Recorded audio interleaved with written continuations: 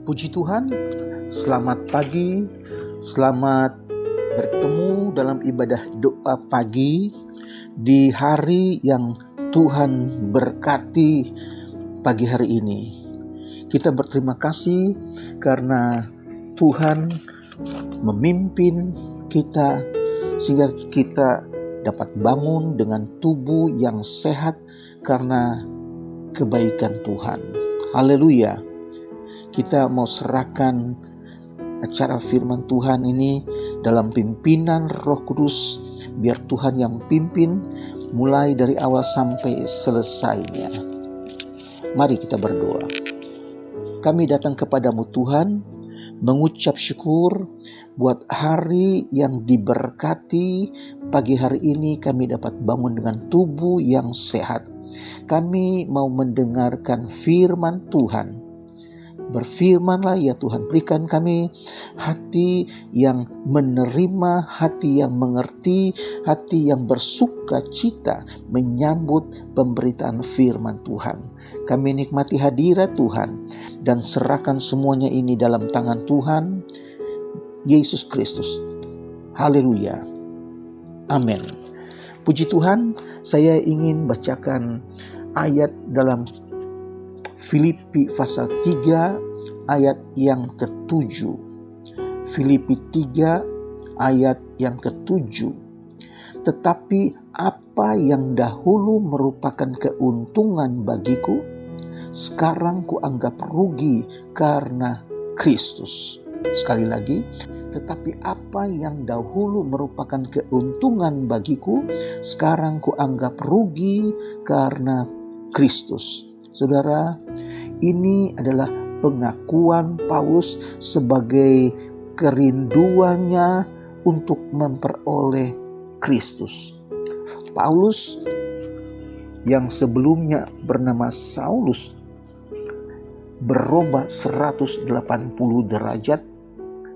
Seorang yang mulanya membenci Kristus, membenci para pengikut Kristus, membenci murid-murid Kristus. Tetapi sekarang dia berubah 180 derajat. Ayat 8 dikatakan, malahan segala sesuatu kuanggap rugi karena pengenalan akan Kristus Yesus Tuhanku. Lebih mulia daripada semuanya. Oleh karena dialah aku telah melepaskan semuanya itu dan menganggapnya sampah, supaya aku memperoleh Kristus. Saudara-saudara, Paulus katakan semua yang dia anggap keuntungan dulunya sekarang dia anggap sampah. Tidak berarti sama sekali ketika dia sudah memperoleh Kristus. Dan sebagai seorang yang baru percaya kepada Yesus Kristus, saudara, dia mempunyai kerinduan yang luar biasa untuk makin mengenal kebenaran yang ada di dalam Yesus Kristus. Saudara, satu kisah ketika Saulus yang hatinya sedang berkobar-kobar karena kebencian, dia pergi ke Damsyik. Untuk apa? Untuk membinasakan orang-orang Kristen. Untuk itu dia dalam pasal yang ke-7 Kisah Rasul, Saulus sendiri menyaksikan bagaimana Stefanus diseret keluar kota dan dilempari dengan batu sampai mati. Saudara, Saulus melihat, Saulus saksikan, dan dia dalam ayat pasal 9 hatinya berkobar-kobar untuk membinasakan orang Kristen. Dia minta surat kuasa dari imam besar untuk dibawa kepada majelis Yahudi di Damsyik, supaya dia dapat menangkap orang-orang percaya untuk dibawa ke Yerusalem.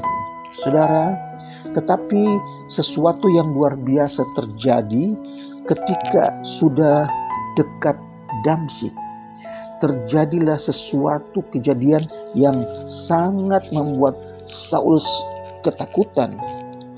Dia kaget karena tiba-tiba ada cahaya dari langit dan terdengar suara yang berkata kepada Saulus. Saudara, Saulus ketika itu langsung terjatuh, saudara.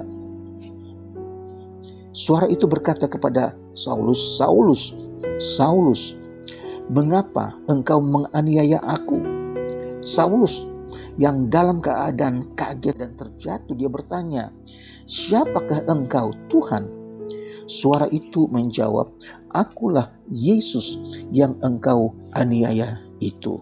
Saudara, saat itu juga Saulus menjadi buta.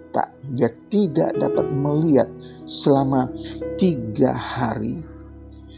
Untuk masuk ke Damsyik, dia harus dituntun, saudara-saudara. Dia tidak makan, tidak minum selama 3 hari.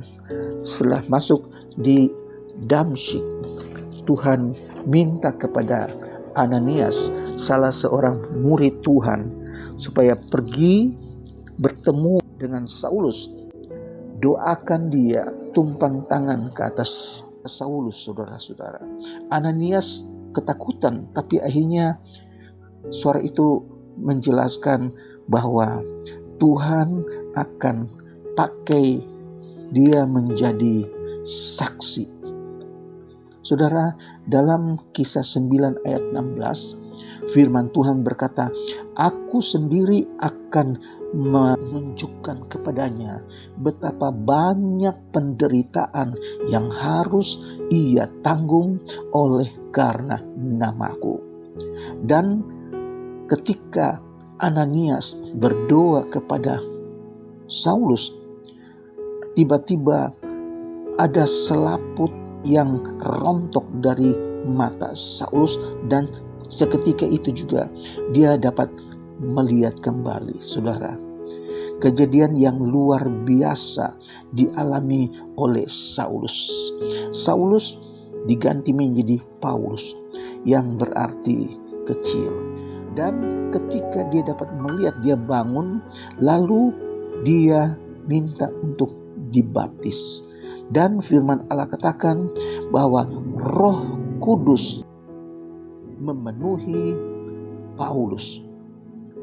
Sejak itu Paulus memberitakan berita kebenaran. Saudara, perubahan yang terjadi atas diri Paulus dengan banyak sekali perubahan. Dulunya dia menangkap orang Kristen untuk dimasukkan ke dalam penjara.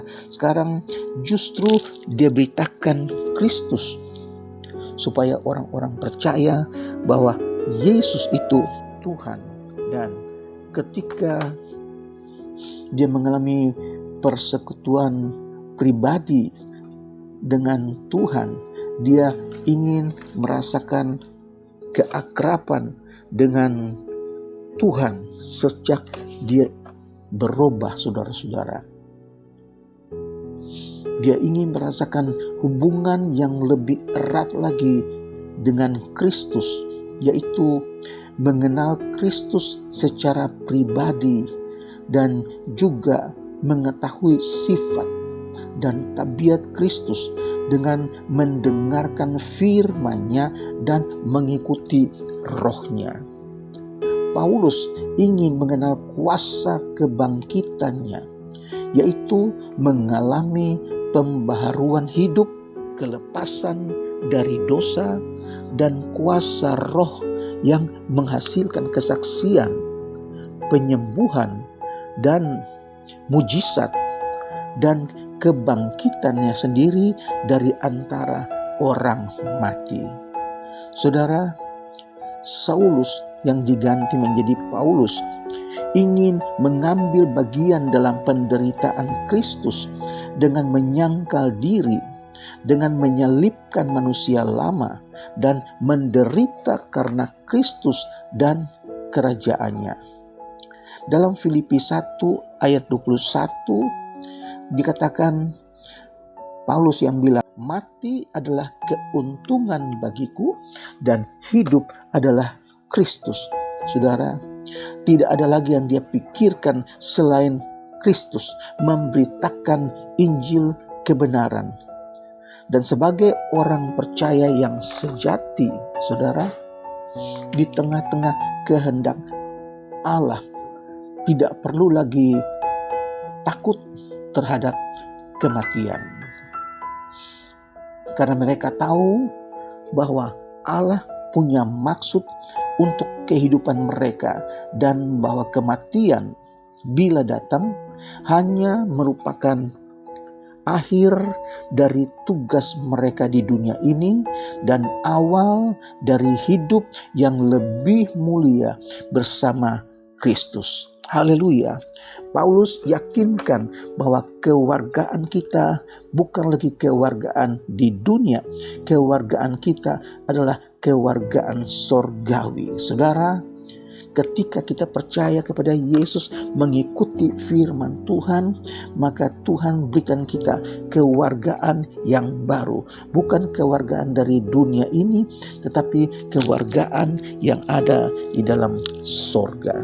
Sehingga Paulus katakan, mati itu adalah keuntungan dan hidupku adalah Kristus. Saudara-saudara, betapa untungnya kalau kita belajar dari pribadi Paulus yang mengatakan mati itu adalah keuntungan dan hidupku adalah Kristus.